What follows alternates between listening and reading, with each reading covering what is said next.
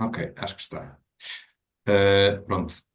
Bem, olá novamente a todos. Obrigado por aqui estarem. Obrigado, Ricardo, por teres aceitado participar novamente nos seminários do MLAG.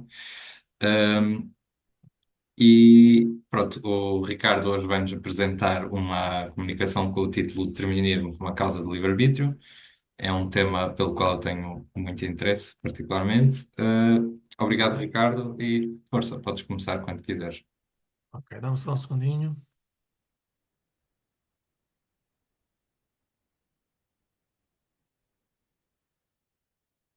Ok. Então, José, eu é que agradeço o convite, é um gosto estar aqui com vocês. A minha comunicação, como muito bem referiste, intitula-se o Determinismo como causa do livre-arbítrio. Irei começar. Portanto, o livre-arbítrio é um dos problemas mais antigos, mais centrais e talvez mais apaixonantes da história da filosofia. Durante vários séculos, uma ampla gama de autores estudou o tema, sem, no entanto, chegar a qualquer tipo de consenso. Numa perspectiva canónica, o tema do livre-arbítrio gravita essencialmente em torno de três ideias centrais. Podemos dizer que o agente é livre se as suas ações não forem determinadas por eventos antecedentes nem pelas leis da natureza ou do universo. Irei utilizar estes conceitos de forma como sinónimos. Portanto, esta primeira ideia é defendida pelo indeterminismo ou libertarismo. Também irei usar estes conceitos de forma como sinónimos. Dois, o agente não é livre se as suas ações forem determinadas por eventos antecedentes e pelas leis da natureza, é o que defende o determinismo. E por fim, três, é possível vivermos num mundo determinista e ainda assim termos livre-arbítrio, que é o que defende o compatibilismo. Nesta comunicação, irei inicialmente expor as ideias essenciais do determinismo, do indeterminismo e do compatibilismo, para posteriormente sugerir e demonstrar, do meu ponto de vista, que a única forma de existir livre-arbítrio é através de uma filosofia determinista, não estritamente através de uma teoria compatibilista, mas sob o âmbito de uma perspectiva canonicamente determinista. Embora existam várias definições para o termo determinismo, podemos começar por uma muito simples, e que iremos utilizar ao longo desta comunicação. Postulada pelo Prémio Nobel da Física de 1999, é um físico, Gerhard Hooft, que é a seguinte: o determinismo é a teoria que defende que, e passo a citar, todos os processos físicos são completamente controlados por leis. Fim de citação. Podemos também utilizar o conceito do filósofo Greg Caruso, para quem o determinismo é a teoria que a posição de todo evento ou ação, incluindo a ação humana, é o resultado inevitável de eventos e ações anteriores e das leis da natureza. Fim de citação. Alguns filósofos deterministas, posso lembrar aqui alguns, Spinoza, Thomas Metzinger, John Herman, Ted Ondrich, entre alguns outros. O determinismo é, portanto, em poucas palavras, a teoria ontológica que argumenta que todos os eventos são determinados por causas antecedentes e por leis da natureza ou do universo.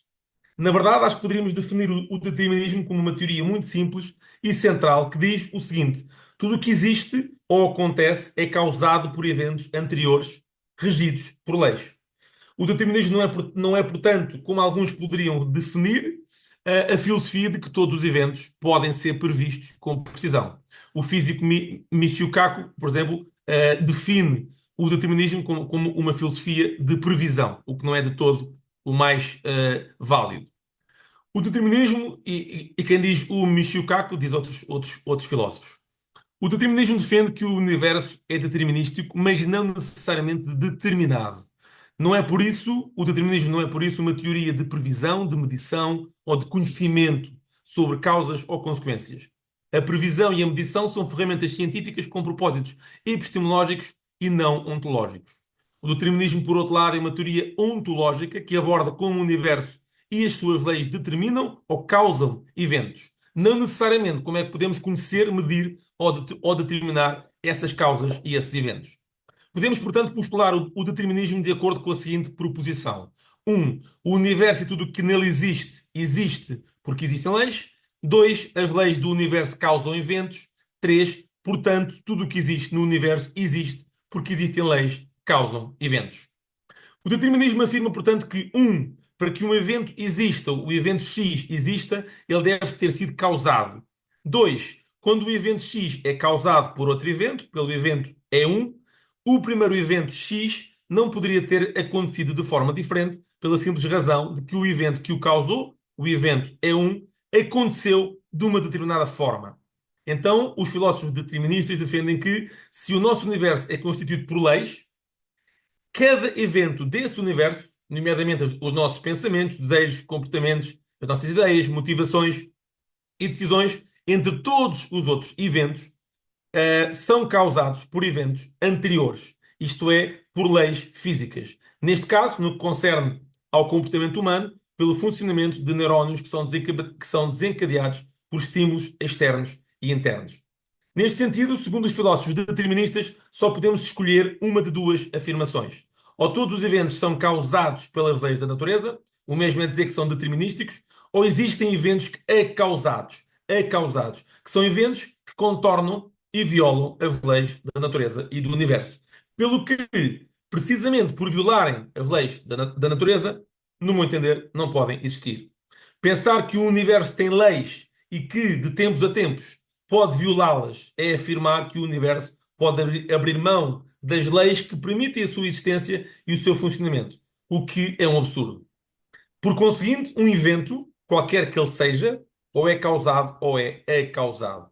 Se é causado, é porque foi trazido à existência por alguma lei do universo. Se é acausado, isto é, se não foi causado pelas leis do universo, como pode existir no universo que se rege e é essas mesmas leis?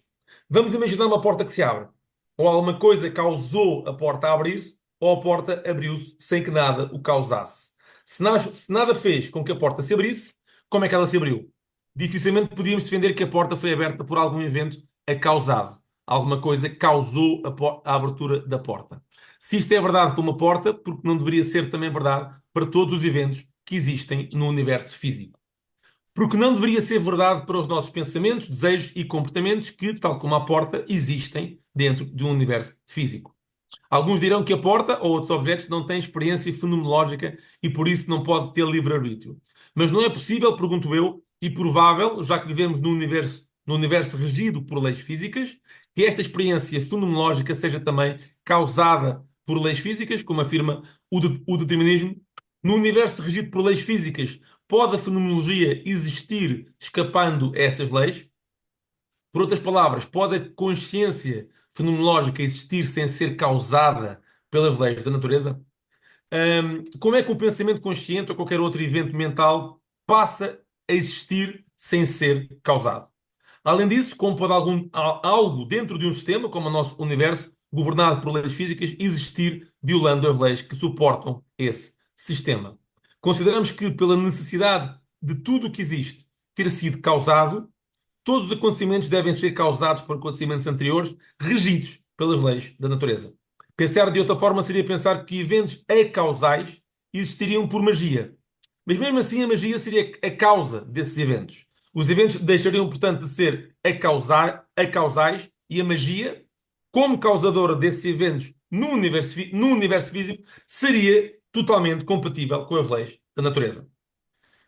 Se o determinismo é a filosofia que defende que todos os acontecimentos da natureza, que todos os acontecimentos na natureza devem ser causados por acontecimentos antecedentes e pelas leis da natureza, o indeterminismo, ou libertarismo, é a teoria segundo a qual alguns acontecimentos, nomeadamente decisões humanas livres, não são determinadas nem por nenhuma causa antecedente, nem pelas leis da natureza.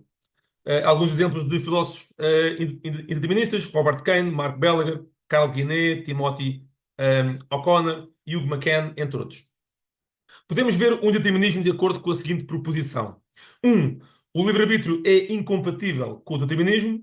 2. Temos livre-arbítrio, portanto. 3. O determinismo é falso. Os filósofos indeterministas dividem-se em três escolas diferentes: um determinismo simples, um determinismo agente causal e um determinismo causal. Isto em linhas muito gerais. Um determinismo simples é a teoria de que de que o sujeito pode iniciar as suas ações sem ser determinado pelo passado ou pelas leis da natureza. De acordo com o determinismo simples, um evento mental, como uma razão, um desejo, uma intenção, qualquer evento mental pode causar uma decisão e iniciar uma ação, mas nada causa esse evento mental. O determinismo agente causal pode ser considerado uma versão do determinismo simples. Durante séculos foi comum a ideia de que a alma permitia o livre-arbítrio humano. Mais recentemente, num período em que, no contexto filosófico ou científico, a defesa da existência de uma alma que controla o corpo se tornou menos válida, vários filósofos procuram encontrar justificação para a liberdade humana através de uma propriedade distinta do ser humano, ou seja, neste caso, uma consciência fenomenológica não física. Desta forma, não seria na alma que poderíamos encontrar a explicação para a liberdade humana, mas sim numa característica especial do ser humano, a sua consciência imaterial, que apesar da sua não fisicalidade, conferia livre-arbítrio no controle das decisões e das ações do agente. O indeterminismo causal, por seu turno, diferencia-se dos outros dois tipos de indeterminismo ao procurar encontrar uma compreensão do livre-arbítrio dentro das leis da física, tentando contornar a dificuldade dos outros indeterminismos em explicar como é que propriedades não físicas interagem com propriedades físicas. Segundo o indeterminismo causal, o universo funciona de forma indeterminística, uma vez que os pilares do universo, a física quântica, são indeterminísticos. Este indeterminismo quântico, por sua vez, baseia-se em dois princípios muito discutidos e discutíveis, para dizer o mínimo, que são os seguintes. Um, que o indeterminismo quântico pode ser verificado ao nível dos sistemas neuronais. Dois, e que o indeterminismo quântico não tem causas. Segundo, ou seja, que as partículas quânticas não têm causas. Segundo este ponto de vista, os comportamentos quânticos governam a ativação dos neurónios, ou seja, estes últimos estão subordinados à aleatoriedade, ao acaso e à sorte que governam o mundo quântico.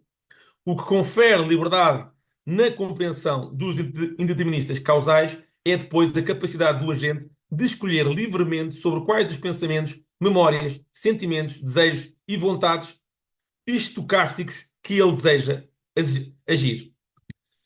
Além do determinismo e do indeterminismo, existe uma filosofia que estuda o livre-arbítrio, outra filosofia que estuda o livre-arbítrio, designada o compatibilismo.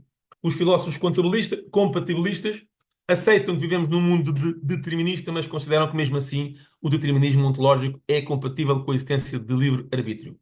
O filósofo R. E. Hobart argumenta, por exemplo, que não só o livre-arbítrio é consistente com o determinismo, mas o livre-arbítrio só é possível num mundo determinista. Ou seja, o livre-arbítrio requer determinismo.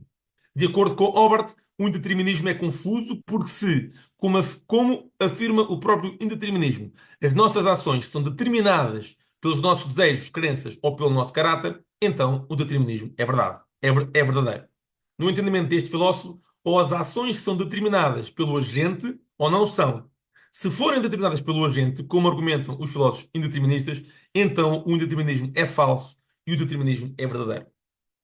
Daniel Dennett, no mesmo sentido, outro filósofo compatibilista, argumenta que o determinismo é compatível com o livre-arbítrio, porque é o determinismo, de facto, que nos proporciona a capacidade de evitar perigos, fazer escolhas para um futuro melhor e termos autocontrole. O livre-arbítrio, segundo Dennett, depende de um cérebro saudável, regido por leis físicas e biológicas que podem, de facto, conceder liberdade ao agente e não fazê-lo depender de compulsões ou falta de autocontrole. Problemas que decorrem de um cérebro com algum tipo de síndrome mental, desequilíbrio químico ou lesões neuronais. Por outras palavras, Dennett postula que qualquer ser humano com um cérebro saudável tem responsabilidade moral, porque é precisamente a sua neurobiologia neuronal saudável que confere responsabilidade moral. A responsabilidade moral é, portanto, causada pelo cérebro, tal como o livre-arbítrio. Analisemos agora a nossa proposta, que é o determinismo como causa do livre-arbítrio.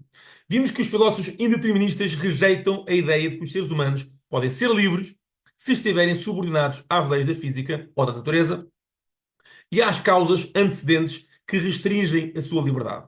E que os compatibilistas argumentam que, apesar do determinismo ser verdadeiro, os seres humanos têm liberdade. Gostaríamos agora de desafiar a posição dos indeterministas e aprofundar a posição dos compatibilistas através de uma nova proposta. Uma proposta que envolve uma posição central que surge da proposição determinista mencionada acima, que podemos resumir da seguinte forma: num universo como o que vivemos, regido por leis físicas, em que o próprio universo é essas leis físicas, só podem ocorrer eventos causados por leis físicas. Sugerir o contrário como afirmam os indeterministas, seria um absurdo, uma vez que é impossível existirem eventos acausados no universo onde as leis devem causar todos os eventos que existem. Assim, se só existem eventos causados por leis, e se partirmos do princípio que existe livre-arbítrio, então o livre-arbítrio teve de ser causado por leis.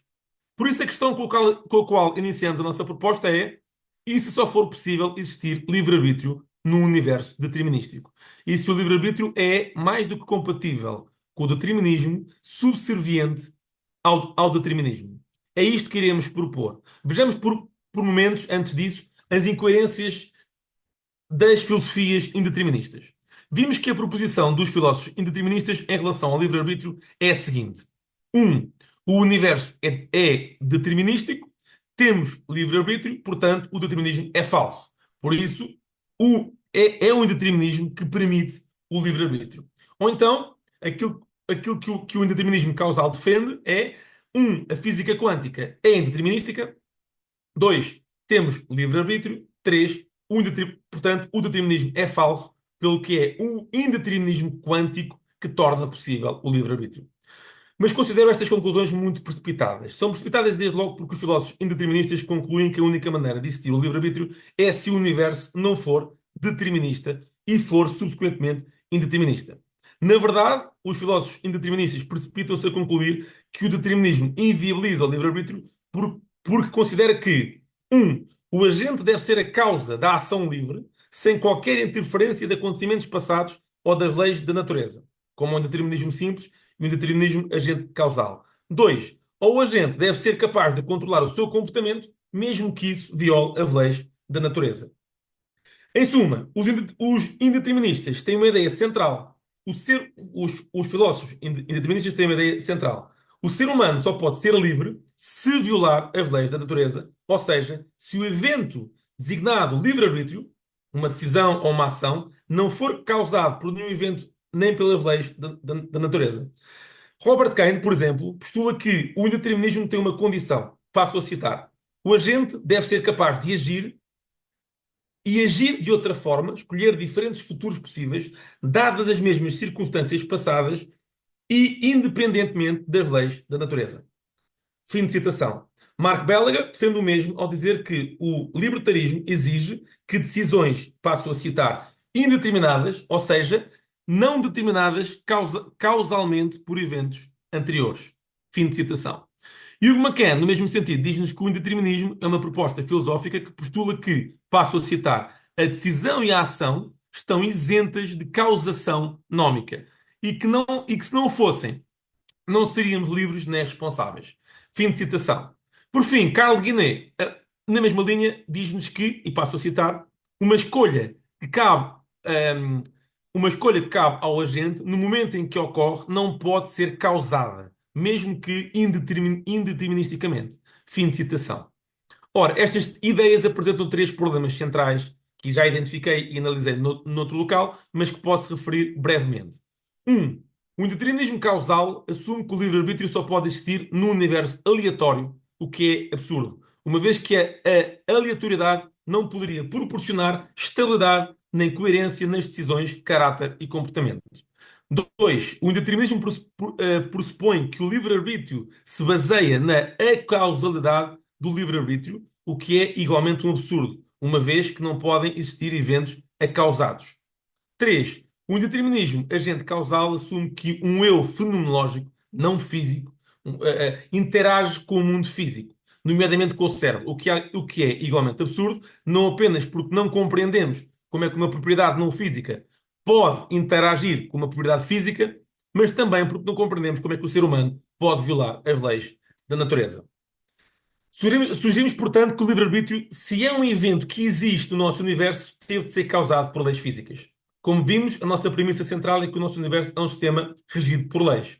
Mas sugerimos também que, mais do que ter somente leis segundo as quais ele existe e funciona, o universo é também essas leis, que são simultaneamente os próprios fundamentos do universo. São leis que permitem a existência do universo e, ao mesmo tempo, são o próprio universo, ou a própria natureza. Por isso é impossível ao universo abdicar das leis que o sustenta e que simultaneamente são o universo. Isto é, num universo como o nosso, que existe porque existem leis que permitem, sustentam e são a sua existência, não pode haver nada, nenhum evento que não seja causado pelo próprio universo. O mesmo é dizer as leis do universo. O oposto seria sugerir que podem existir eventos acausados.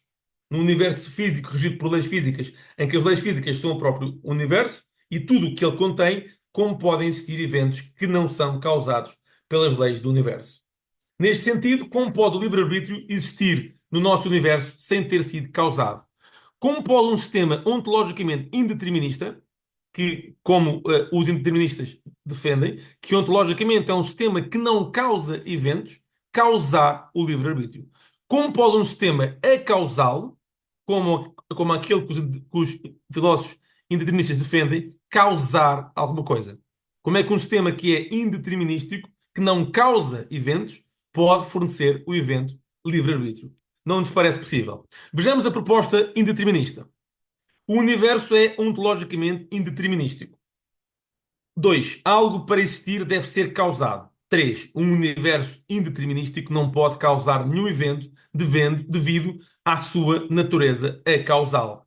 4. Portanto, não só um universo ontologicamente indeterminístico não pode causar algo, como o livre-arbítrio não pode existir se não for causado por algo. O universo, através das suas leis, causa quarks, neutrões, átomos, moléculas, células, sistemas nervosos, consciência, pessoas, planetas e, eventualmente, livre-arbítrio. Podíamos pensar que, de alguma forma, existem enormes diferenças entre todas estas propriedades físicas, biológicas e fenomenológicas. Porém, todas elas foram causadas por leis. E, posteriormente, são elas próprias leis no sentido de que pertencem à fisicalidade do universo. Portanto, o que propomos é o seguinte: o universo causa eventos. 2, se o universo causa eventos é porque é determinístico. 3, existe livre-arbítrio. 4, se o universo causa eventos é porque é determinístico, pelo que se existe livre-arbítrio, ele teve de ser causado, ele, o livre-arbítrio. 5, portanto, o determinismo causou o livre-arbítrio. Outra questão que podemos colocar é a seguinte: da mesma forma que o livre-arbítrio não pode existir se for indeterministicamente acausado, passa o paradoxo, como pode um determinismo garantir a estabilidade necessária para que o livre-arbítrio exista? Se o indeterminismo é uma teoria que defende que os eventos não têm causa e não dependem das leis da natureza, que postula que a aleatoriedade e as probabilidades governam o universo, como pode o acaso, a instabilidade do acaso, garantir a consistência ao universo? Não apenas para que a vida floresça, mas também o comportamento e a evolução humana. As ações humanas são. As ações humanas, para serem livres, devem ser causadas pelo agente, mas também devem ser estáveis e coerentes. Só assim podemos ter livre-arbítrio. Só assim podemos dizer que uma pessoa tem bom ou mau caráter. Só então podemos dizer que uma pessoa tem bons ou maus valores. Só então poderemos dizer se uma pessoa tem sentido ético ou não. E só então poderemos dizer se uma pessoa é responsável pelos seus atos ou não. Se uma pessoa executa ações de forma indeterminada, aleatoriamente, como é que, de forma acausada, como é que essas ações podem ser livres e como é que essas ações podem ser determinadas por um caráter estável e coerente? No final do século XIX, o psiquiatra e filósofo português Miguel Bombarda observou este problema de uma forma muito pertinente. Ele diz-nos o seguinte, e passo a citar: o mesmo indivíduo, num universo indeterminado, faria indiferentemente o bem e o mal. Agora se comportaria de uma maneira e depois se comportaria de uma maneira totalmente diferente. Tudo isso seria feito independentemente da organização mental, independentemente da educação e de quaisquer outras razões de determinação. Fim de citação. Concordamos em absoluto com Miguel Bombarda. Sem leis, isto é, num universo ontologicamente indeterminista, seria impossível haver estabilidade, consistência e coesão dos acontecimentos, nomeadamente no que diz ao comportamento humano, que, sendo aleatório, seria completamente imprevisível, instável e contraditório, inteiramente incompatível com aquilo que designamos livre-arbítrio. Para além, e estou a acabar, para além do livre-arbítrio ser um evento causado por leis físicas, sugerimos também que ele é causado por processos biológicos, que advêm das leis físicas. Apesar de corroborarmos com a ideia determinista de que é impossível o ser humano decidir o que é que seja, violando as leis da física, e de nos assumirmos ostensivamente como deterministas radicais, quero sugerir uma perspectiva diferente sobre o livre-arbítrio. Proponho que podemos interpretar o livre-arbítrio não apenas em torno da ideia de um agente ser livre, do agente ser livre caso consiga violar as leis da natureza, o que não só não nos parece uma ideia, o que não só nos parece uma ideia ingênua, como mais do que isso, completamente ilógica, mas como algo que existe, ou seja, vermos o livre-arbítrio como algo que existe como uma experiência fenomenológica na forma de um sentimento. Por outras palavras, podemos pensar no livre-arbítrio como um sentimento e questionar se, na forma do sentimento, o livre-arbítrio poderá existir. Parece-nos óbvio que a experiência fenomenológica da evolução, do livre-arbítrio, existe. E se existe, teve de ser causada. Isto é, se o livre-arbítrio é um sentimento que existe no mundo físico, então esse sentimento teve de ser causado pelas leis físicas e por processos biológicos. Se os seres humanos sentem que são livres, que têm evolução, então talvez o livre-arbítrio nada mais seja do que um sentimento, como argumentam, aliás, muitos autores. Este sentimento de livre-arbítrio é o que dá poder, para usar uma expressão usada por John Locke, ao agente de preferir ou escolher algo. Assim, segundo esta perspectiva, o livre-arbítrio não é a capacidade do ser humano em violar as leis da natureza, nem poder suprimir os eventos antecedentes. O livre-arbítrio é a capacidade dos seres humanos sentirem que são livres. Alguns poderão dizer que o sentimento de livre-arbítrio não é de facto o livre-arbítrio canónico, já que o sentimento de livre-arbítrio não confere liberdade ao sujeito. Sob um ponto de vista canónico, concordamos com esta objeção. Mas concordamos igualmente que é ilógico sugerir que o ser humano possa fazer o que é que seja sem estar dependente das leis do universo em que está inserido.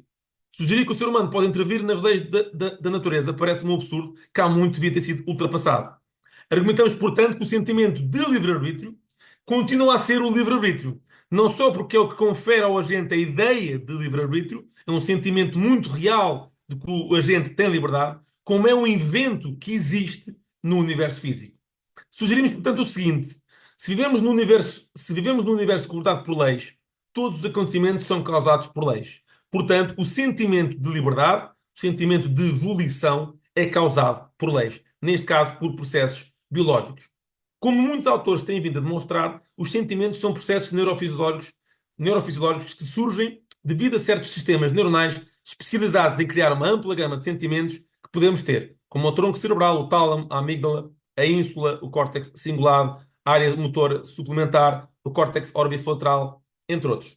Quando uma pessoa tem sentimentos de fome ou de sede, alegria, dor ou de medo, desejo ou motivação, algumas destas áreas estão ativadas de acordo com mapas neuronais específicos.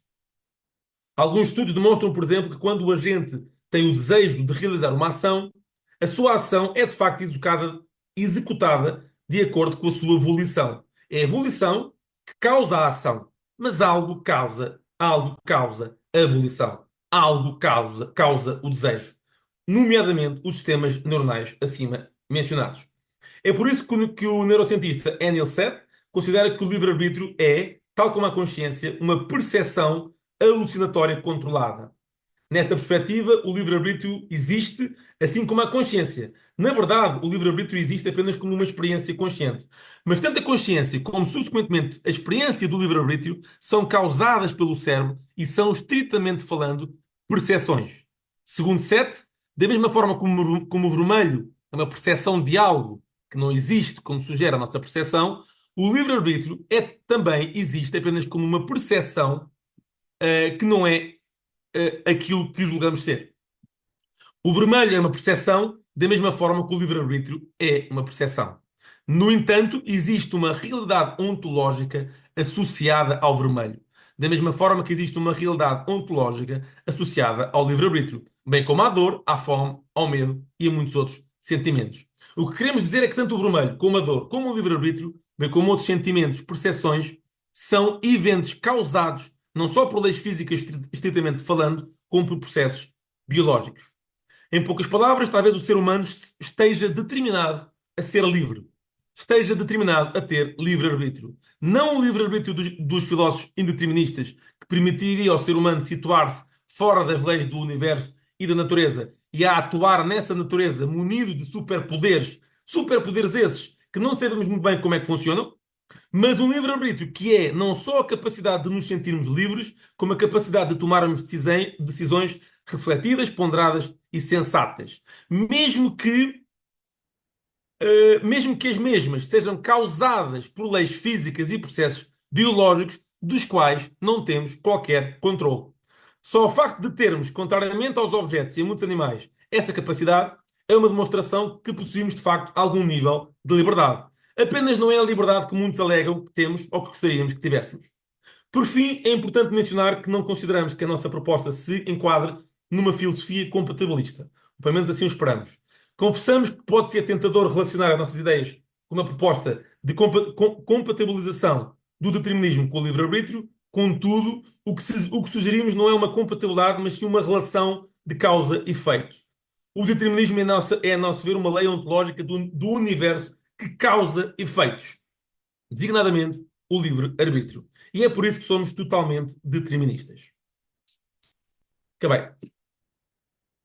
Obrigado, Ricardo. Obrigado, Eh, eu. Agora temos algum tempo para fazer perguntas e discutir. E se me permitirem, se calhar eu começava por fazer uma questão, um esclarecimento que tem a ver com a. Inicialmente, eu queria te perguntar qual era a tua definição de livre-arbítrio, porque como estamos a Uhum, discutir se é compatível ou se não é compatível com o determinismo, ou no uhum, caso, se é o próprio determinismo que é uma condição necessária para fazer sentido dessa noção de uhum, livre-arbítrio, uhum, seria importante. Mas tu acabaste por fornecer uma definição uhum, uh, que, que se eu percebi é que o livre-arbítrio consiste na sensação que eu tenho de que faço, pronto, que estou no comando, não é? De que faço decisões, pronto. A minha questão é, imagina, por exemplo, um caso em que estás a ser manipulado por um neurocientista que consegue instalar um chip no teu cérebro, uhum, e tu não sabes que isso aconteceu. A forma, não, pronto, não tens qualquer maneira de perceber que aquilo te está a influenciar e então mantens a sensação de que és livre e de que estás a fazer as decisões uhum, como queres. E na realidade estás, porque o chip influencia-te de certa forma que faz com que tu queiras certas coisas e que decidas conforme essas vontades. claro. E a minha questão é, se tivermos uma definição de livre-arbítrio tão minimalista assim, neste caso, se calhar teríamos que aceitar então que somos livres até numa dessas situações. Sim, Ou, pronto, é isso, basicamente. sim, É, não é isso. a definição que deste da minha definição de livre-arbítrio está certa, mas eu completaria com a capacidade que temos de tomarmos decisões, apesar dessas decisões serem causadas e estarem reféns das leis da natureza. Portanto, a definição que eu tenho de livre-arbítrio é a capacidade que os seres humanos têm de tomar decisões, mas essas decisões são causadas por eventos anteriores. O que não quer dizer que não se tomem decisões.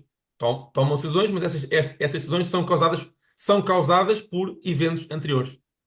Ahm, Respondendo à tua questão, eu acho que há uma diferença, que é quando tomamos uma decisão sem estarmos a ser manipulados por esse neurocientista louco, nós estamos a tomar uma decisão em função daquilo que é o nosso caráter, em função daquilo que é o nosso cérebro, em função daquilo que é, digamos, que é causado pelo nosso organismo, pelo nosso cérebro, pelo nosso eu na sua totalidade.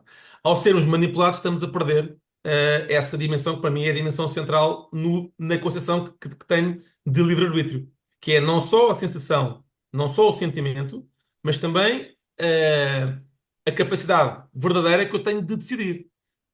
Essa decisão, no entanto, é refém das leis da natureza, porque se eu sou uma parte integrante de um sistema físico, eu próprio tenho que me reger por leis físicas às quais não posso livrar. E, portanto, as minhas decisões são causadas por mim, mas há algo também que causou essas decisões antes de mim. Portanto, mas este tipo de livre-arbítrio parece-me diferente do livre-arbítrio que é manipulado por um neurocientista, desde logo porque o neurocientista não está a desvirtuar o meu caráter, a minha personalidade, desde logo o meu cérebro, a química do meu cérebro, etc. Portanto, acho que são duas coisas diferentes. Só outro comentário ainda em relação a isso. Poderia-se dizer que, para os incompatibilistas, o problema é que o determinismo é uma espécie. A verdade do determinismo é parecida com esse neurocientista louco, de certa Uhum, maneira, sim, porque, ok, nós fazemos as decisões, nós fazemos o que queremos, temos uma vontade, ponderamos, deliberamos. O problema é que essa vontade, em si já é resultado de coisas sim, sobre as quais sim. nós não temos controle porque nos Sim, sim, precedem sim, sim, causalmente. sim. É Uh, exatamente isso, é exatamente isso. Mas eu acho que esta diferença é pertinente, ou seja, a diferença entre uma coisa ser a minha vontade ser causada pelo meu cérebro, por processos neurofisiológicos, e por isso é que eu digo que tem a ver com processos que o livre-arbítrio é causado por processos biológicos, é diferente do livre-arbítrio ser causado por outro tipo de processos que não os biológicos, e seja causada por um neurocientista louco. Eu acho que há aqui uma grande diferença. Eu percebo o argumento da perspectiva dos indeterministas querem provar o seu ponto, mas eu acho que é falacioso, acho que acaba por ser um argumento falacioso, porque uma coisa muito diferente é as minhas decisões serem causadas pelo meu cérebro ou as minhas decisões serem causadas pelo cérebro de um neurocientista. Acho que é uma diferença radical neste sentido. Obrigado, Ricardo. Obrigado, Bill. Uh, Samara, força. Oi, boa tarde para todo mundo, boa Olá, tarde. Sandra. Tudo bem? Tudo É, bem? é um tema bem interessante, né? O arbítrio. E eu entendi que você está defendendo um tipo de compatibilismo. Estou Uhum. correta? Porque, Ou seja, eu considero-me um determinista.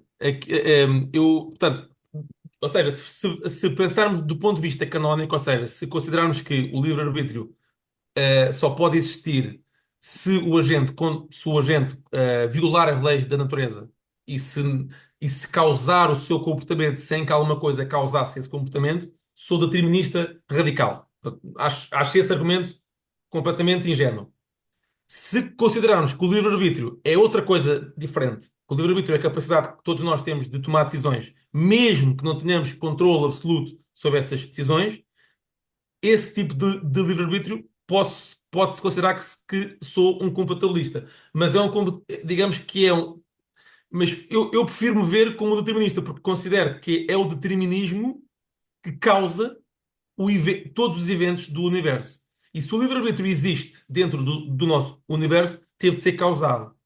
E, portanto, se foi causado, só num universo determinístico é que algo pode ser causado, como o livre-arbítrio. sim, mas você não acha que toda relação de causa e efeito precisa ser determinada? Porque na sua descrição você falou que você entende que você falou até Sartre, condenados a ser livre, temos certos poderes aí, eu já lembrei do Nietzsche, eu até do Aristóteles também. E quando você definiu o livre-arbítrio como um tipo de sentimento, eu já lembrei do Damásio, um tipo de Uhum, sentimento. sim, Damásio, sem dúvida, sim. Mas aí quando você coloca toda a causação de determinada, que eu acho que o seu determinismo está na causação neurológica, certo? Sim. Física e biológica, sim. Primeiro físico e depois biológico. Então, mas ao mesmo tempo você fala que a gente tem certa liberdade de ação, aí como é que você está falando de duas coisas diferentes? Nós podemos ver as coisas assim. Nós temos mais liberdade do que, por exemplo, um cão. Mas um cão há de ter mais liberdade do que uma mosca. Um cão consegue ter mais comportamentos, consegue ter uma flexibilidade comportamental maior do que uma mosca. Nós conseguimos ter uma flexibilidade comportamental maior do que um cão. Portanto, a liberdade poderá ter muito a ver com níveis de liberdade. Portanto, nós temos a liberdade porque temos um conjunto de opções que podemos antecipar e que podemos decidir e que podemos flexibilizar. Mas o facto de termos isto não quer dizer que isto não seja causado e que isto não nos seja imposto. Repare, nós não conseguimos desejar aquilo que desejamos, apenas desejamos. nem conseguimos deixar de desejar aquilo que não desejamos. Hum, Não é. temos controle sobre isso. Quando desejamos alguma coisa, nós desejamos, mas alguma coisa causou esse desejo. Nós, quando desejamos Colocando o alguma mundo coisa aí agora. causou esse O desejo. mundo. Nós não temos controle sobre o que causou o desejo. Nós não temos nenhum controle sobre o que causou o desejo. O desejo apenas surgiu.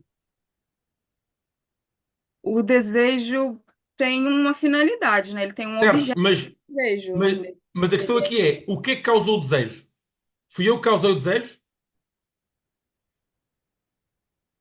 O Ou foi desejo, alguma coisa que o causou o desejo desejo? move no Aristóteles. Diga? O desejo é o que move, é o que faz mover no Certo, Aristóteles. certo. E estamos de acordo nisso, mas o que no concerne ao livre-arbítrio é nós temos desejo, mas alguma coisa causou o nosso desejo.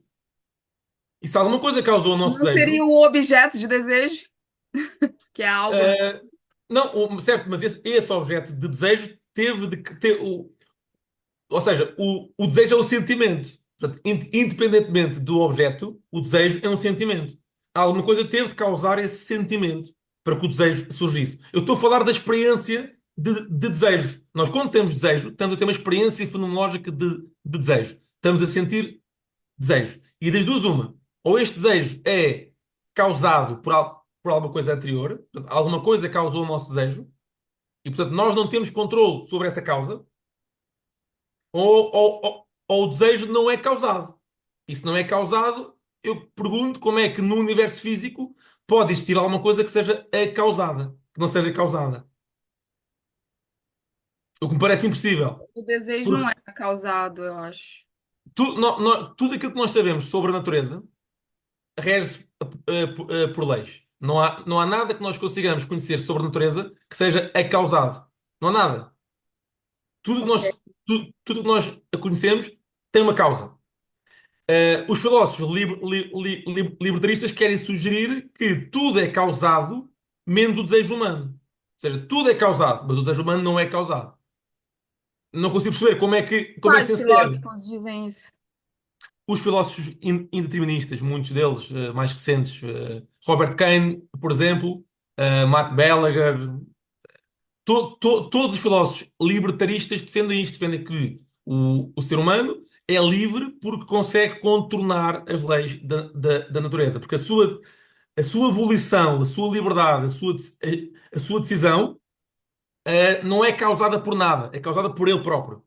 Você não acha que a gente poderia ficar com. Só estou sugerindo, pensei aqui no Donald Davidson, que aí separa as leis físicas de leis mentais, e aí do anomalismo do mental. Então, Pronto, esse é o problema de alguns filósofos, é que como é que no universo físico pode existir alguma coisa que seja não física?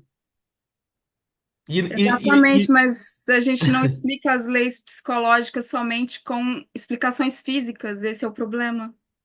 não, nem Toda a temos questão. nem temos que explicar, temos que saber se tudo aquilo que nós conhecemos da natureza rege-se por leis físicas. Não há nada que se conheça.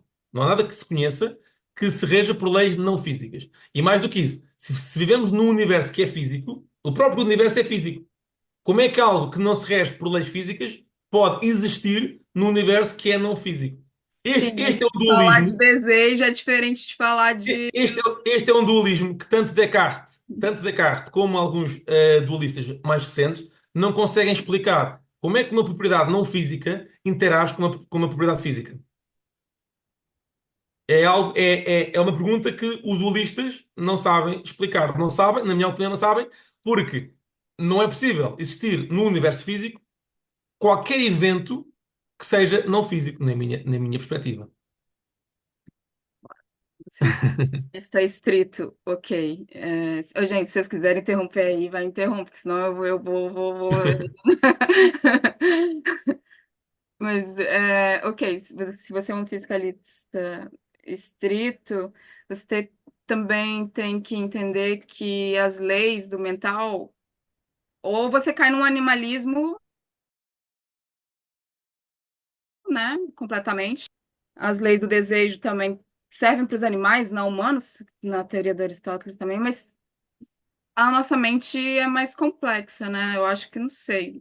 Também você pode falar isso que a nossa mente é mais complexa do que os outros animais, mas E é mais complexa, de claro que sim. certa forma a gente consegue, hoje é terça-feira, um animal não vai saber, um modo de abstração diferente, né? Eu consigo imaginar girafas na África, coisa que talvez uma baleia não tem, né?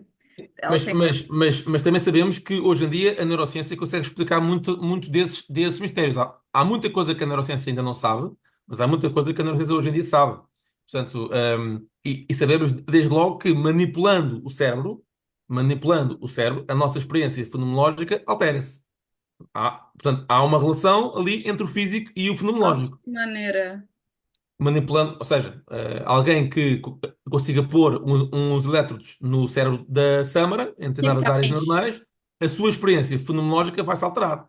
Se a Sâmara tomar, muito facilmente, se a Tâmara tomar hoje 10 copos de vinho, ou 20 copos de vinho, o seu cérebro vai absorver, digamos, o Sim, mas vinho não é só isso que vai e- explicar as respostas não, a sua experiência emocionais. fenomenológica altera-se.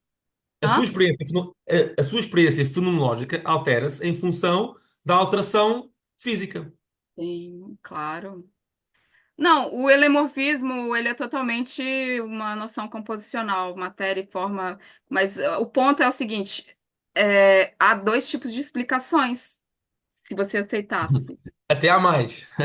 Mas, por exemplo, a gente poderia ser totalmente materialista, reducionista e explicar o nosso comportamento com base em leis totalmente com causação neuronal, igual você está sugerindo, Uhum, mas, ao mesmo tempo, a gente precisa de um outro tipo de fenomenologia que é a do mundo vivido, que eu uhum. trago mais da fenomenologia, para mostrar o que que causou raiva, o que que causou amor, o que que causou tal emoção. Não foram só relações de causa e efeito entre neurônios, é a vivência com o meio, aí entra o Claro, social, claro, né? claro que sim, mas aí nós estamos de acordo, mas continuamos a manter-nos na esfera da fisicalidade. Tudo isso é regido por leis físicas. O meio ambiente, a gravidade, o ar, as moléculas, tudo é regido por leis físicas. Porque se assim não fosse, na minha opinião, se assim não fosse, a nossa fenomenologia não conseguia existir, nem conseguia interagir com o mundo físico, com o universo físico.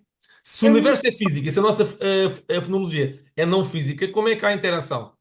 Percebe? Portanto, ou seja, o fisicalismo é diferente do materialismo. O fisicalismo é a teoria que defende que tudo o que existe pode ser explicado através de leis físicas. E vamos imaginar que agora descobrimos que tínhamos capacidade de comunicar através do pensamento. Segundo o fisicalismo, essa ideia, portanto, essa realidade, podia ser explicada em função de leis físicas. Portanto, se nós um dia conseguíssemos explicar alguns fenómenos que hoje em dia são sobrenaturais, ou são considerados sobrenaturais, aquilo que o fisicalismo defende é que esses fenómenos, um dia, se fossem de facto encontrados na realidade e pudessem ser comprovados que existem, poderiam ser explicados à luz das leis físicas, porque vivemos num universo físico. Cara, tudo é físico e tudo é material. Ninguém está discordando disso, certo? A gente sabe disso. Não, mas podemos Aristóteles, discordar. tudo é físico, tudo é material. Mas o ponto é que talvez a gente precise mais do que isso só para sair da matéria, entendeu?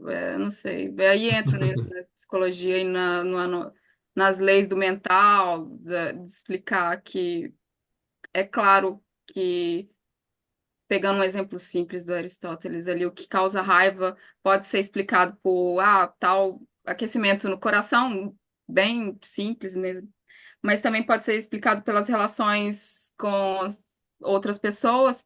Então, tipo, esse tipo de explicação que envolve a relação social também é físico, mas é um outro tipo de explicação, entende? Claro, claro. Ora, o Paulo César acho que quer falar. Recebi aqui uma mensagem. Obrigada, tchau. Eu ia só pedir, posso fazer uma pergunta só porque estou com alguma pressa, porque eu tenho Força. que ir a uma aula. Adorei a apresentação. Obrigado. Uh, ou melhor, gostava só que explicasse um pouco melhor quando disseste acerca das percepções. de Uhum, percepcionarmos, ou de, creio que foi, sentirmos o livre-arbítrio como uma uhum, percepção. uhum, É especificamente a parte da percepção uhum, que eu fiquei com dúvidas e gostava uhum. que Ok. explicasses um pouco melhor. Diria que a percepção, podemos equivaler a percepção ao sentimento. Portanto, nós, quando temos um sentimento, estamos a percepcionar alguma coisa, estamos a percepcionar alguma coisa que se passa no nosso corpo. Aquilo que a António Damasio diz, por exemplo, a diferença entre emoções e sentimentos. A emoção é algo que se passa no nosso corpo, portanto, são modificações viscerais e fisiológicas que se passam no nosso corpo, e é a percepção mental dessas alterações que vai causar o sentimento. Portanto, o sentimento é uma percepção de uma emoção, é uma percepção de alterações neurofisiológicas. E, portanto, da mesma forma como percepcionamos emoções, percepcionamos cores, percepcionamos o mundo que nos rodeia, também podemos percepcionar o livre-arbítrio como um sentimento. E, portanto, a dor, por exemplo, pode ser um melhor exemplo. A dor é uma percepção. Uma coisa é o músculo que está lesado, são as fibras que foram lesadas, e toda a química inerente a esse processo inflamatório. Outra coisa é a percepção dessa, desse processo. Portanto, a dor é uma coisa, é a percepção que nós temos, outra coisa é o músculo que foi lesado. São duas coisas diferentes, embora sejam relacionadas. Portanto, a percepção é aquilo que nós sentimos, se quisermos, ou percepcionamos do que se passa tanto no nosso corpo como fora dele.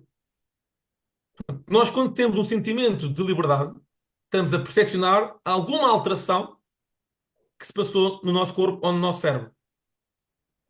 Ou seja, aquilo que eu estou a defender é quando nós sentimos vontade de fazer alguma coisa, o nosso cérebro assume determinada organização neuronal que vai causar uma percepção de livre-arbítrio.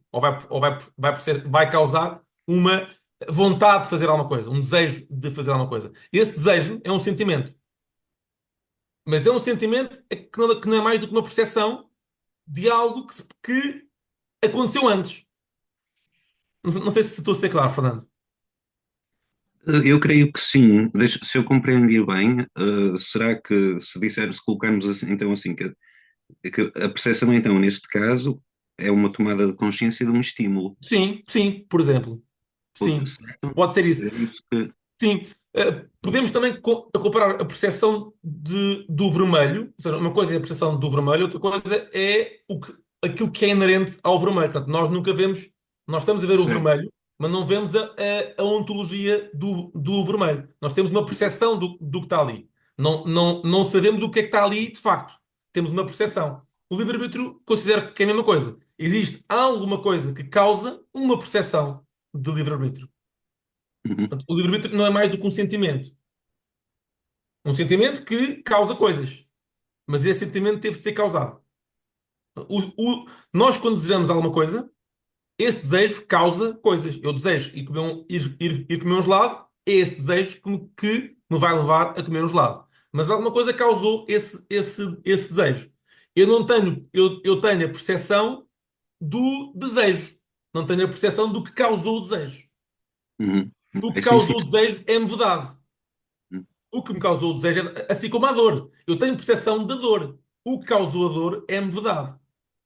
Eu tenho percepção do vermelho. O que está a causar o vermelho é-me vedado. E a percepção é isto. É a nossa interpretação de algo que é muito mais complexo do que aquilo que nós conseguimos aceder. Ok, ok, obrigado. Nada, Fernando, E obrigado. Eu. só posso só fazer mais uma. Se achas que isto é redutor, se considerarmos que o livre-arbítrio aplica-se apenas ao nível biológico, e que é um erro categorial quando estamos a falar de leis físicas, colocarmos o problema do livre-arbítrio ou não, relativamente ao determinismo ou indeterminismo. Ou seja, eu acho que fui um pouco confuso. Aquilo que eu queria perguntar é eh, se é um erro categorial Hum. falarmos de livre-arbítrio fora do nível biológico. Ahm, talvez, talvez, não te consigo responder isso, mas talvez sim, porque ahm, parece-me que a única forma de algum ser ter a liberdade, e nós podemos ver aqui a liberdade, como já referi, como uma maior flexibilização de comportamentos. Portanto, quanto maior número de comportamentos conseguir fazer, mais livre serei. Só consigo imaginar que isto é possível através de processos biológicos. Sim. Portanto, Ok. sim, no campo da física, só da física estritamente dito, torna-se difícil imaginar em alguma coisa que seja livre. Hum. Sim. Ou seja, existem muitas teorias panpsiquistas e que hoje em dia estão muito em voga e que abordam a liberdade em estruturas atómicas e estruturas, digamos, ahm, fundamentais, em que qualquer entidade, qualquer partícula, qualquer objeto teria ou poderia ter algum potencial de livre-arbítrio ou de consciência, digamos assim, mas eu acho que são teorias um bocado fantasiosas, objetivamente. Uhum. Podem ser elegantes, mas acho que são um pouco fantasiosas, que dizem-nos muito pouco sobre o livre-arbítrio, objetivamente. Obrigado e parabéns, Não, gostei mesmo Fernando. muito. Obrigado, E eu, Fernando. e eu peço desculpa, mas eu agora tenho mesmo que ir para uma aula, então Força. vou ter que desligar. Bom, um abraço para toda a gente e desculpem. Obrigado, Fernando. Obrigado, um abraço. Abraço. Obrigado, Acho que o Fernando. Paulo também Paulo, sim, queria dizer alguma coisa. sim. Passo agora a palavra ao Paulo, então. Muito obrigado e parabéns pela apresentação. O assunto é por si só muito instigante, reclama muitas reflexões. Eu preferi colocar aqui no chat porque coloca a questão para todos de uma forma um pouco mais clara. Então, a princípio, eu leio. Que é o seguinte, eu acredito que a capacidade de se utilizar da linguagem, Uhum, de tramitar no espaço lógico de razões, ou seja, as nossas capacidades de previsão, enfim, ela abre um espaço de intervenção livre para o ser humano, dentro desse quadro determinístico, não é? Que, inclusive, faz todo sentido o exemplo que o senhor falou do cão, né? Por exemplo, a gente pode afirmar na autonomia relativa de um cão que é menor do que a do homem, porém maior do que a da mosca, como o senhor colocou. exatamente. Portanto, talvez o âmbito da linguagem seria, de fato, esse âmbito onde se pode falar de um livre-arbítrio, né? E aí eu coloquei um exemplo, né? Uma relação interessante é o seguinte: imaginemos um viciado em drogas, por exemplo, que ele decide honestamente, por vezes, que ele não quer. Não dá para dizer que aquela decisão não é livre, o que não foi de fato o que ele escolheria. No entanto, ele, no âmbito, ele não tem liberdade, né? Neurofisiologicamente falando, ele não consegue agir daquela maneira. Ou seja, Uhum, não seria esse uma instância onde a gente perceberia que nós só seríamos livres no âmbito do planejamento, no âmbito das razões, né? Das escolhas, porque escolhemos fazer um regime ou não. No entanto, do ponto de vista químico, físico, biológico, nós permanecemos presos às circunstâncias, ou seja, seria aí uma possibilidade de convivência de aspectos de livre-arbítrio, mesmo num mundo causalmente determinado, físico, ou não seria essa a sua proposta, enfim, reflexões. sim, Paulo, eu, concordo inteiramente com o que diz. E precisamente a linguagem acaba por ser um processo que nos garante liberdade, desde logo garante uma liberdade muito maior do que qualquer outro animal que nós possamos conhecer.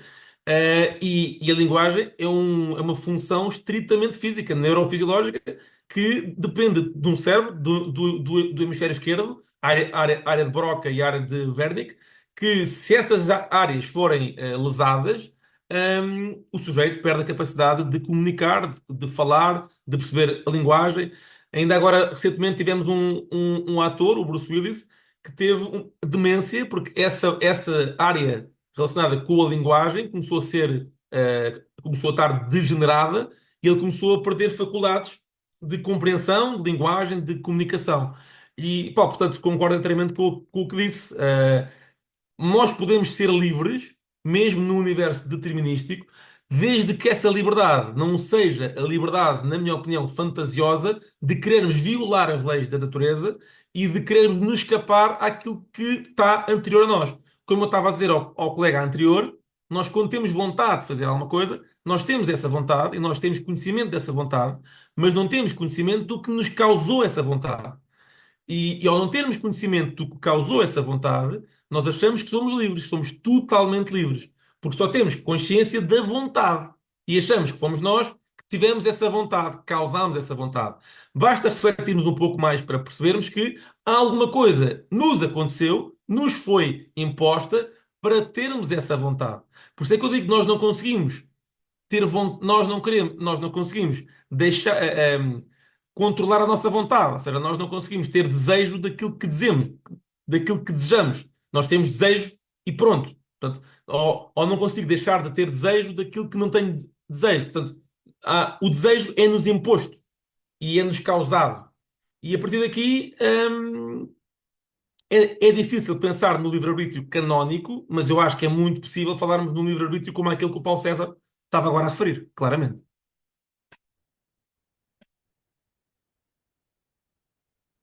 Tudo bem. Obrigado, é por aí. Ricardo, posso fazer mais uma questão? Claro. Tu achas que essa concepção minimalista de livre-arbítrio, uh, que, segundo a qual nós temos a capacidade de fazer decisões, é relevante se as decisões são feitas por nós ou se são impostas por um agente exterior, Uhum. uh, achas que essa concepção alteraria de alguma forma significante ou significativa, alteraria a forma como nós concebemos a ética, concebemos a responsabilidade moral? Uma boa questão, Porque, José. porque se a vontade pronto, é algo sobre o qual nós não temos controlo, então parece-me a mim que vai, vai nos levar a rever de alguma forma a forma como nós habitualmente consideramos que as pessoas são responsáveis pelo que fazem, pelo que desejam em particular. Tu hoje em dia, e sabes isso tão bem como eu, tens dois grupos de, digamos, duas escolas, dois grupos de filósofos, autores, neurocientistas que defendem um pouco as duas coisas. Tens um grupo que defende que sim, que isso vai alterar imenso e que, portanto, nós não poderíamos, nós nunca poderemos ser responsáveis pelas nossas decisões, nunca poderemos ser culpabilizados nem elogiados por nenhuma decisão, porque não fomos nós que as tomámos, foi alguma coisa que nos aconteceu. Tens vários filósofos e cientistas que defendem isto.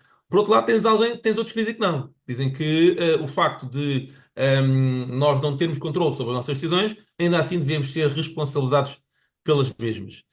Eu acho que isto passa muito por um problema que vejo em muitos autores, que é muitas vezes fala-se em sujeito. Ou seja, a definição de sujeito às vezes é um bocado ambígua. Porque quando dizem, então, mas se tu não tens controle sobre as tuas decisões, então não foste tu, não foi o sujeito. Depende daquilo que nós consideramos que é o sujeito. Ou seja, se foi o meu cérebro que o definiu, mesmo que eu não tenha controle, mas se foi o meu cérebro, eu posso enquadrar o meu cérebro naquilo que é uma definição de sujeito. Por um lado. Por outro lado, também percebo que se foi o meu cérebro, mas à revelia da minha consciência que tomou essa decisão, então não foi o meu eu consciente que tomou essa decisão, foi o meu eu subconsciente. E eu aqui também percebo esse argumento. E, portanto, José, eu não tenho uma resposta para te dar, não também porque é de facto complexo. Acredito, no entanto, que este tipo de livre-arbítrio que eu, entre outros autores, defendemos, não vai fazer com que as pessoas comecem a fazer disparates só porque, não fui eu, foi o meu cérebro. Porque ainda assim as pessoas querem boas consequências para a sua vida. Portanto, eu seria disparatado começar agora a fazer disparados, passo aqui a redundância, só porque não tenho livre-arbítrio, mas vou ter as consequências das minhas decisões. E, portanto, se eu fizer disparates, eu vou ter as consequências desses disparates. Portanto, todos nós queremos o melhor para nós. Portanto, todos nós queremos decidir bem e comportar-nos bem. Portanto, esta é a única resposta que eu te posso dar, mas a tua resposta é pertinente, mas eu acho que só o tempo. Nem sei se algum dia vamos ter essa resposta completamente esclarecida, porque é de facto pertinente, mas complexa. Obrigado, Ricardo. Eu concordo. Eu acho que, de facto, nós somos movidos mais pelos bens do que propriamente pela questão de se temos um livre-arbítrio Exatamente. metafisicamente robusto. Exatamente. Portanto, eu empatizo completamente com a tua resposta. E na realidade, pronto, isto é algo que eu te perguntei e que acho que pode ser relevante apenas na medida em que como a responsabilidade moral pronto, estas questões estão tão relacionadas, tão intimamente ligadas com o livre-arbítrio, ao ponto de às vezes ser um bocado difícil até de distinguir ou de definir um sem apelar ao outro. Uhum, sim, verdade. Especificamente definir o livre-arbítrio sem apelar a noções de responsabilidade moral, o contrário, se Sim. calhar, nem tanto. Mas por isso acho que pode ser relevante para a definição do livre-arbítrio. Sim. Uh, José, mas a tua questão e a resposta que tenho em mente também entronca naquilo que o Paulo César estava a referir, que é todos nós conhecemos de forma direta ou indireta um conjunto de pessoas que é viciada em jogo, ou em drogas, ou de outras coisas, e em que a sua liberdade acaba por ser reduzida, porque não tem capacidade de evitar algumas compulsões. Resta saber se essas pessoas são responsáveis por esse comportamento ou não. Eu diria que nem, quase, porque eh, portanto, são essas pessoas que têm esses comportamentos. Portanto, lá está, depende muito daquilo que nós definimos a pessoa, o sujeito. Essas pessoas têm esses comportamentos, portanto, eu acho que têm que ser responsabilizadas por eles, mas por outro lado, também sabemos que essas pessoas conscientemente não conseguem controlar, como nenhum de nós consegue, na minha opinião, aquilo que é ditado pelo nosso cérebro. Portanto, eu acho que estamos aqui num meio termo, num livro, mas todos nós conhecemos casos, infelizmente, dramáticos de pessoas que querem mudar o comportamento e que não conseguem. Aliás, todos nós temos um bocadinho isso, todos nós temos defeitos, características menos positivas e que às vezes queremos mudá-las e não conseguimos. Ganhamos consciência delas e às vezes torna-se difícil de mudá-las. Obrigado, Ricardo. Resposta muito interessante. Eu não quero ocupar o tempo de discussão todo, portanto, se alguém mais quiser participar, se alguém tiver mais questões. Não, estou a ver que temos aqui no chat. Samara, se quiseres falar. Oi. Não, Oi, mas Sabrina. você disse que não sabemos o que causa o desejo, é isso? Foi bem assim, não Não sabemos o sabemos o que causa o sentimento de desejo dentro de desejo. nós. Eu percebo o que é que a Sâmara está a se referir. O que causa o desejo é um objeto. Sim, pode ser um chocolate, pode ser um gelado, pode ser uma coisa qualquer. Nisso aí estamos de acordo. Mas o que causa o sentimento de desejo, ou seja, aquilo que espoleta o desejo para além do objeto, tem que haver alguma coisa dentro de nós que espolete esse desejo. Porque, certo? Ou seja, da mesma forma como a Sâmara sente dor, alguma coisa tem que causar essa dor. Ou quando sente alegria, quando sente tristeza, alguma coisa causa. E pode não ser algum objeto, pode ser alguma coisa que aconteça dentro de si. É esta causa que eu estou a falar, Sâmara. Não é a causa extrínseca, é a causa intrínseca do desejo. Nós não sabemos o que é que nos causa o desejo intrinsecamente. Eu, quando vejo um gelado, eu tenho desejo de comer, ok? Aquele gelado causou-me o desejo. Mas o que é que se modificou dentro de mim para causar esse desejo? Eu não sei, não faço a mínima ideia. Mas se você é um fisicalista estrito, talvez você poderia reduzir isso a leis fisiológicas também, Não, não? sim, posso, mas eu como agente, ou seja, eu como agente, eu estou na rua, eu não consigo estudar o meu cérebro, nem analisá-lo ao ponto de saber detalhadamente, porque repara uma coisa, mesmo os fisicalistas não defendem que tudo pode ser compreendido se nós reduzirmos tudo. O que nós dizemos aquilo que alguns de nós dizemos tudo pode ser reduzido à física, mesmo que nem tudo possa ser compreendido. Há muitas coisas que podem não ser, que nos são vedadas. Há muitas coisas que nos são vedadas. A gente não Desde conhece logo, todas as causas tanta possíveis. coisa que nos é vedada. Pronto, exatamente. E era isso que eu estava a dizer que é vedado. Eu posso saber que aquilo que me causa desejo é um objeto, mas depois não sei o que é que me causa o desejo dentro de mim. O que é que causa A essa questão emoção. é, não, o seu ponto é não se sabe por que que tal desejo é gerado por tal. Sim. O que é que vem antes do desejo? Ou até lhe posso fazer a questão de outra forma, que é porque é que eu tenho desejo com aquele gelado de chocolate e não com o gelado de baunilha? Qual é o meu controle nisso? A Eu- gente eu- pode eu- falar em desejo dividindo também, por exemplo, em apetites, igual o Aristóteles faz, né? Então, quer sim. dizer, há desejos dentro de.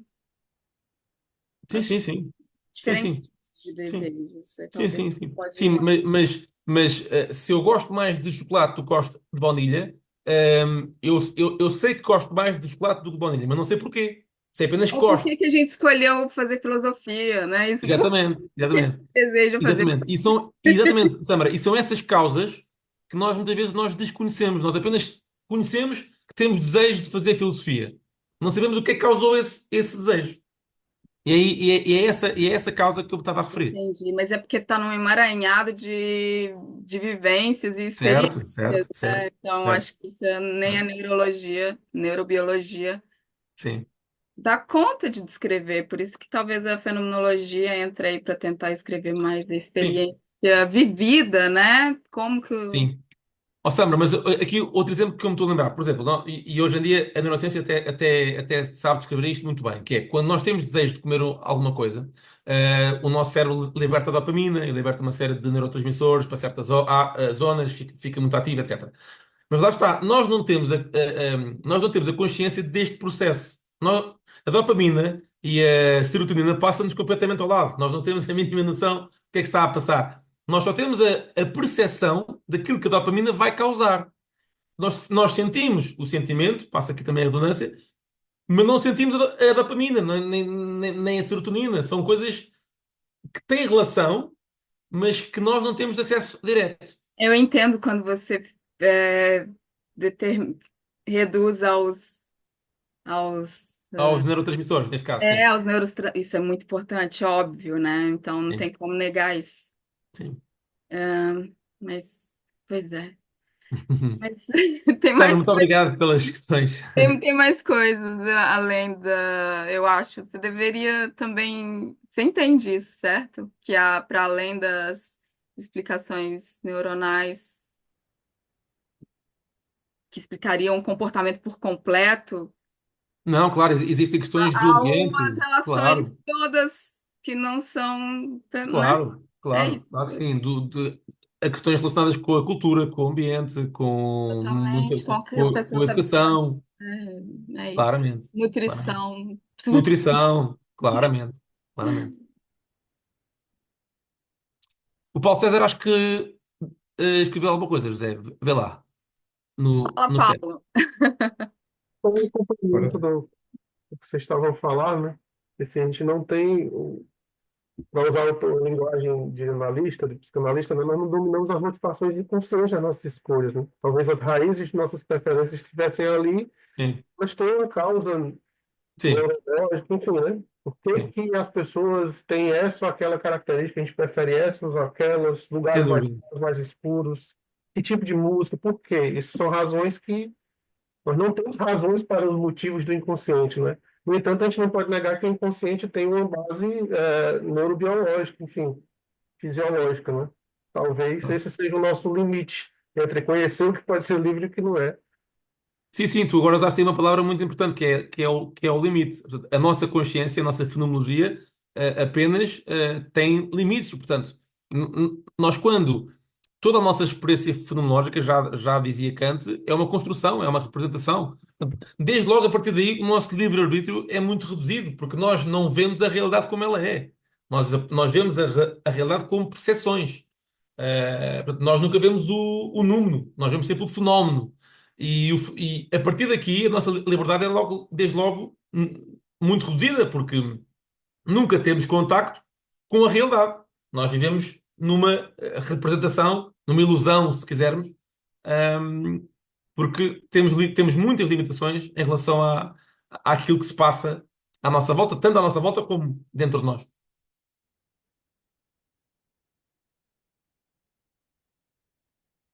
Posso falar outra coisa? Claro, Porque Sandra. nos limites da fenomenologia aí eu já.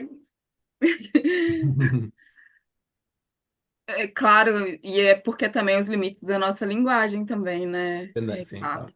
igual o Paulo estava falando. Mas eu acho que a gente, sim, a gente não está dentro da realidade também é um pouco demais, porque o nosso corpo está reagindo fisiologicamente Não, da sim, sim, sim, sim. Não. minimamente Nós como estamos dentro da realidade. Nós não temos acesso total a essa realidade, foi o que eu quis dizer. Mas claro que estamos dentro da realidade. Nós não temos é acesso àquilo que nos rodeia, tal e qual como essa realidade é.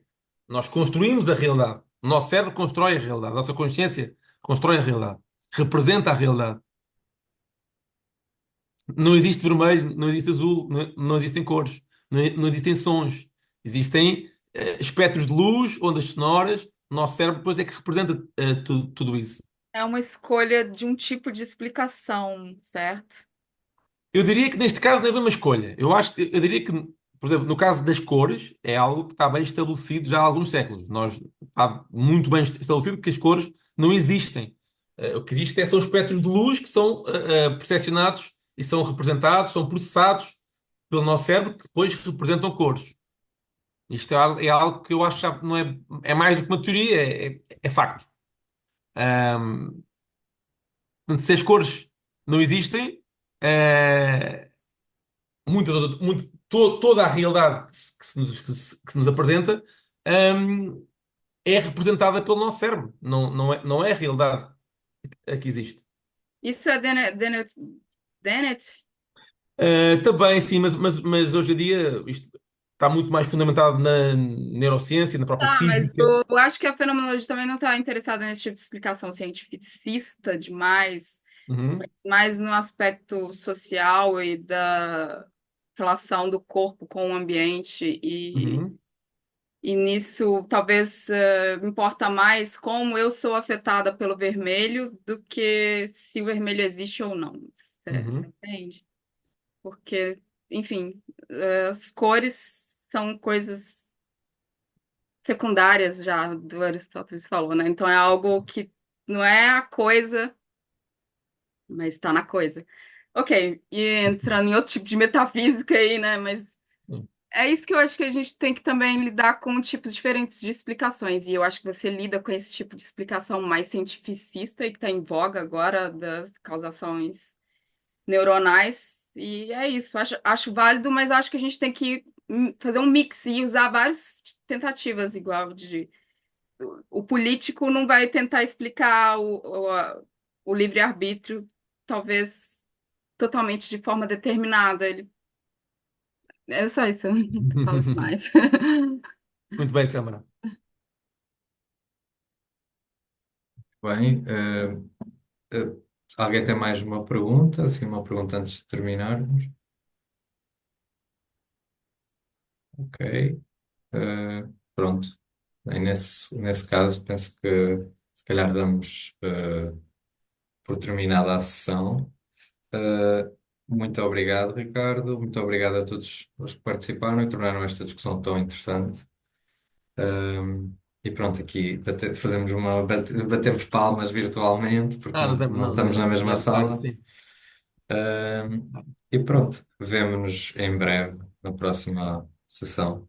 José, deixa-me agradecer a todos os que fizeram questões e todos aqueles que também não fizeram questões, todos os que estiveram presentes, agradecer-te o convite e deixar a minha disponibilidade sempre que seja necessário, preciso, sempre que achares pertinente, estou disponível. E um Obrigado, especial Ricardo. agradecimento a Obrigado. ti. Obrigado. Obrigado. E Obrigado. Obrigado. mantemos-nos então em contacto Mantemos em contacto. Sim. para futuras sessões. Ok. Obrigado e um grande abraço a todos. Obrigado. Até Adeus. a próxima. Com licença, obrigado.